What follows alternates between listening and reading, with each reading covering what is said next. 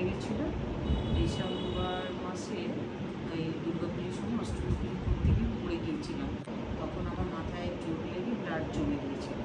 তারপরেই আপনার কাছে এসেছিলাম। কিছু সিমটম হচ্ছিল? সিমটম হচ্ছিল, ওই মানে ঘুমোতে পারছিলাম না, মাথায় লাগছিল, তারপরে নিচু বলে মাথায় পুরো ভাঁড় হয়ে যাচ্ছিল, মাথাটা ভার হয়ে যাচ্ছিল, এই জিনিস।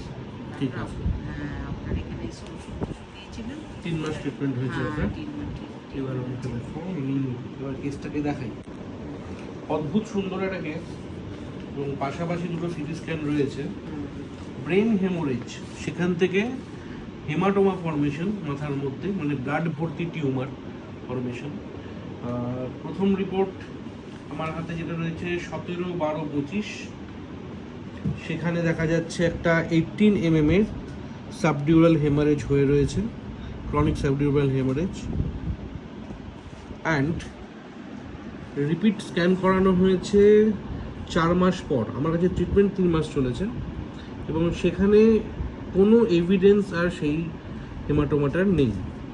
CT scan of brain in a follow-up case of subdural hematoma, comparison done with previous CT scan, there is completely resolved subdural hematoma and mass effect. তো কি সুন্দরভাবে হোমিওপ্যাথি ট্রিটমেন্টে একটা এত বড় এত টাফ কেস 3 মাস 4 মাসের মধ্যে সেরে যায়, সেটা দেখানোর জন্য ভিডিওটা আমি করছি।